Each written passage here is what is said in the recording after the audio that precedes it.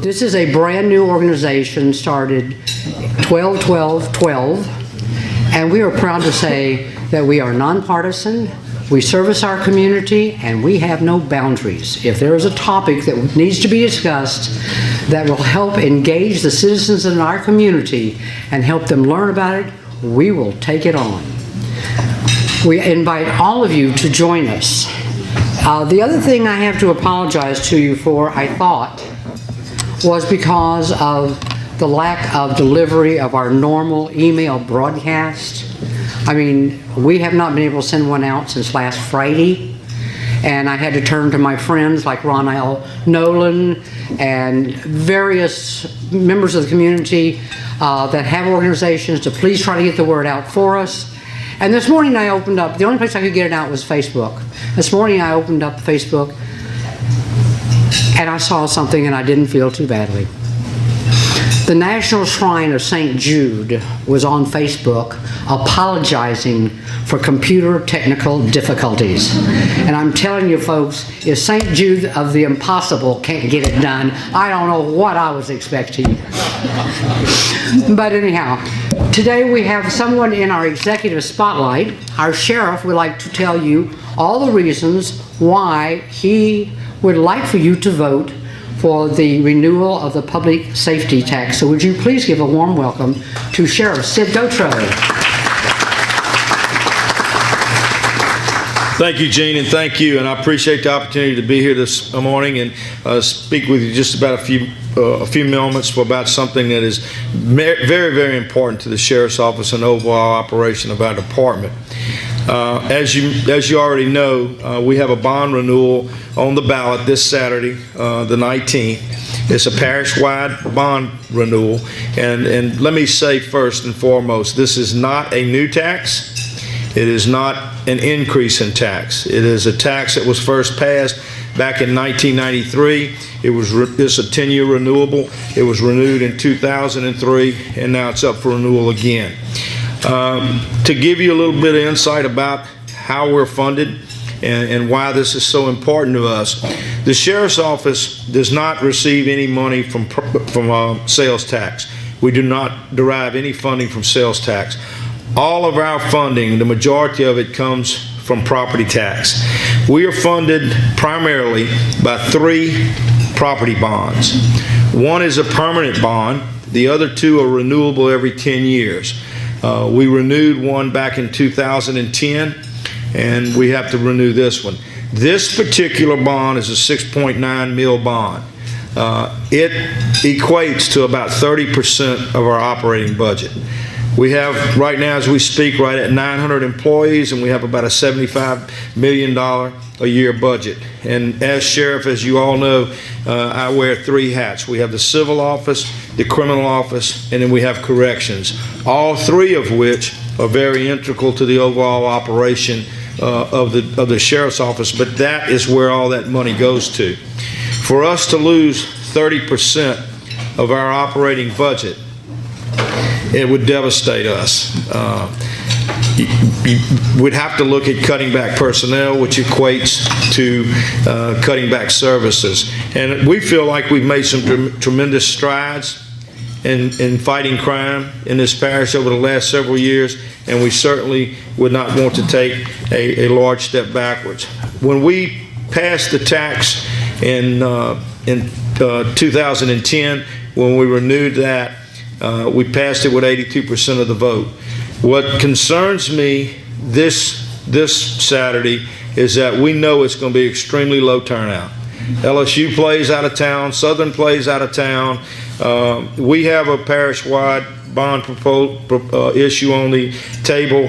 EMS does. There's a couple of fire departments that do, and then you have some justice of the peace position open in South Baton Rouge. But there's no big draws. There's not a lot of people running for public office, and so it's going to be a low turnout. So we're encouraging everyone to please get out and exercise your right to vote, and I would personally ask you to please consider voting yes for this. I would not be here in front of you asking you for a new tax. This is not the time, and quite frankly, we don't need it. But to give you a little more insight into our budget, The other 25% of our budget comes from fines and fees and related things such as that. So we don't have really a big source of income. As the sheriff's office, we don't generate a product. We don't deal in a profit loss. We deal in service. That's it. We just service. Nobody, including myself, we're all taxpayers. Nobody particularly cares to pay taxes. None of us. But it's a lot easier for us to pay taxes when we know the taxes are going to something needy, and we know that it's being spent proficiently, and that it's being spent on what we intended it to be spent on. But the cold hard facts are this: if it weren't for these taxes in this regards, there would be no police, there would be no fire, there would be no EMS, and there'd be no education. So taxes are necessary evils, and unfortunately that's the world we live in, especially in the public realm. When we look at what we do and what we provide, that's it. It's just necessary. So I don't stand here in front of you this morning asking you to look at a new tax or an increase in tax. I just ask you to please consider renewing a tax that has been on the rolls now since 1993 and is an integral part of what we do in the sheriff's office. And to lose this, like I say, would have a devastating effect on the office. Have any questions? I'm sure Gene does. I have the one I asked you before. Okay. Jean asked me before, and she's had the question posed to her by several people as to why we chose over the last 2 years not to roll back those taxes. The reason we didn't for those 2 years, when we were looking at, and y'all faced with the same thing, the economy is so bad that the interest rates are terrible. And so forth. And that is where we've been able to derive some funding in the past. Two things that has hurt us with our funding process. When I talk to you about that 25% that's not property bonds that we generate with funds and fines and so forth, what we do as a tax collector, I collect taxes on some 32 different taxing authorities. Well, we don't just take that money and sit it somewhere until it's time that the law says, okay, Sheriff, you have to disperse these taxes to all these different authorities. We put those taxes that you pay into entrance-bearing accounts that the law allows us to take that interest and put it back in our operating budget, which helps us with our budget. What's happened, as you well know, the interest rates now are terrible. So we're not making near what we used to make off of that money. And then the thing that really hurts us more than anything is property values have plummeted. So when you look at taxing with these bond issues, and we're looking at taxing properties, when that money goes down, so does our income go down. So we looked at those two issues, and we decided that it was in our best interest. I was not able to give any raises the last 2 years to my employees. When we took office, we were able to get our salaries up competitive with the other agencies in this area. And we increased our benefits, but for the last 2 years we've not been able to give any raises because of the economy, and we'll just have to look at it on a year-to-year basis. This is nothing set with me in stone. I'm going to look at it on a year-to-year basis and just see how we stand, and at some point I'd love to be able to roll those back, because I've had complaints from my own family about that. So, but that's where it is. We've done a lot, and we'll continue to move forward and do the best we can with what we have to work with. But I'm very proud of the men and women in the sheriff's office. I tell everybody every day, being a sheriff's just like coaching. I don't care what goals or ideas I have. If I don't have good assistants and good players, we're not going to win. And we got some wonderful men and women who have true servant hearts that serve in the sheriff's office, and that's why we do what we do. And I would like to also tell you that I did pay my dues for this association. I knew that if I left here without doing so, my tires would probably be flat. So I did that. So thank you very much. Judge, stay here for a minute. Okay.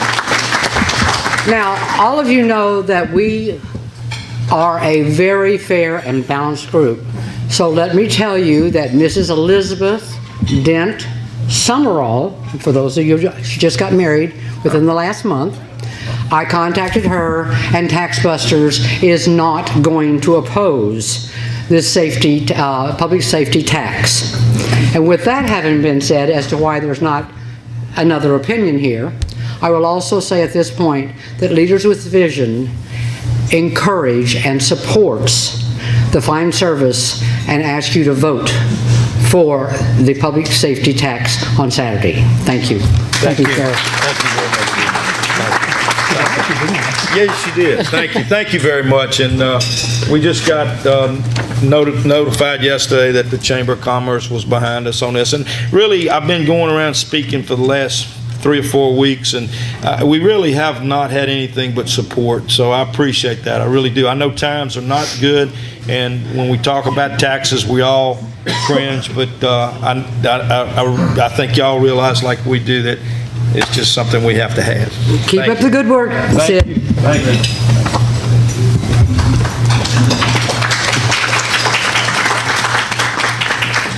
you. Now to the topic of the day, the one that is confusing everybody. Do we have Obamacare, or do we have Jindalcare, or what is it we do have, and how do we access it? First of all, I have to acknowledge that we are missing the elected body that was invited to send a representative, Senator Heitmeyer, and the entire Senate, House, and Welfare Committee. Not one of them would show up to be accountable to you. And I'm sorry, I am going to press that point because we don't have elected officials that aren't accountable to the public.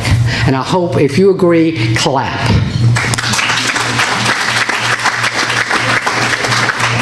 Okay, with the beginning of this, we're going to start with the history of Louisiana healthcare and with the former Secretary of DHH, David Hood. David?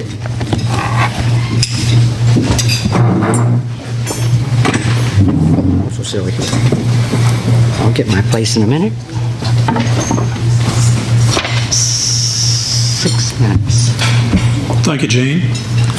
Gene just reminded me that I've got 6 minutes, and it's hard to do anything in 6 minutes.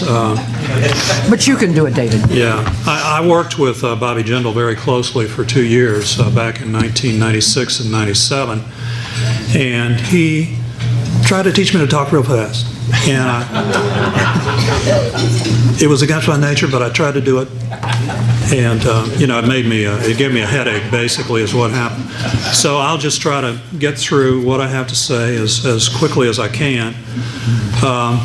Well, the shutdown's over. What a fiasco that was, right? The irony is that it's caused by health care. That seems to be the thing that causes all the commotion these days. If we got hit by an asteroid, I'm sure they'd blame Obamacare somehow. Health reform history. Well, it started in the United States about 100 years ago. Teddy Roosevelt actually was the one. And he was no longer president at that time, but he had this vision that, we needed a healthcare system that covered everybody, would provide health for everybody, and so on. He failed in that effort. After World War II, what happened is employer-based insurance policies came into existence, and that pretty much governs our current system. In the early 1970s, I guess, President Nixon thought about reform, and that would have been, thoroughgoing reform, I think. He didn't get very far with it because he didn't get very far, period. So that didn't work. When President Clinton was elected, he attempted a really thoroughgoing in 1994 healthcare reform. That also failed. Didn't get anywhere. But a year later, the Clinton administration says, well, look, let's remember the children here at least. So let's do something for kids. And the result of that was the state Children's Health Insurance Program is what it was called. It's sort of an offshoot of Medicaid, but it's not really Medicaid. We were very successful with that here in Louisiana. And of course, now we have, since 2010, Obamacare, or the Affordable Care Act, if that's what you want to call it. Some people say it's the Unaffordable Care Act. But it remains to be seen, quite frankly, in my opinion, how successful that's going to be. I think we're going to have to wait on that and see if we can really get reform out of this or not. Well, all of health reform in the United States has fallen short of true reform. By that I mean it usually involves tinkering with programs that are already in place rather than doing complete reform from the ground up. It has never done that. The Affordable Care Act is intended as true reform, or it's talked about as true reform, but and I do. I'm in favor of the Obamacare and the Affordable Care Act and so on. But what happens is it usually involves a lot of compromises in order to get votes, and that's exactly what happened. They had to come to an understanding with insurance companies and so on, and so they still dominate the horizon here. It does not focus enough on cost containment, in my opinion and many other people's opinion. And also there are too many problems. The exchanges are having a big problem with that, and postponements of certain aspects of Obamacare. Certainly that didn't need to happen. The computer glitches that we've been hearing about for the last few weeks, that's unforgivable. That never should have happened. In this day and age, if you can't get the computer thing right, then you'll never get anything right. But I think they will ultimately fix the problem, or at least we hope so. There's been problems with enrollment. Enrollment should have been mandated, but the Supreme Court took care of that and said no, states can opt in or opt out. And so that's what happened there. There's also been a high level of criticism and noise and so on from opponents.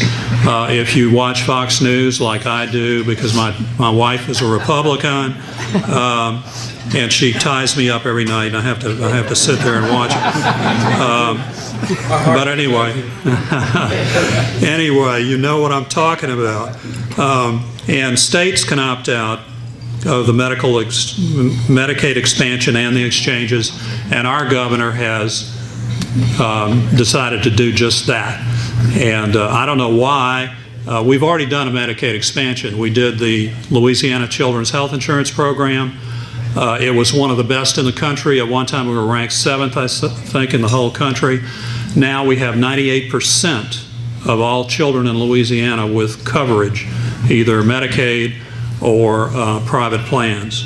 So that's good, and that's a part of reform, I think, that was successful. Well, somebody's holding up a sign that says POTS or stop, one of the two, So. Okay, and Jean had a question for me. What percentage of civilized nations have national health care? Well, close to 100%. And I'm talking about the rich nations.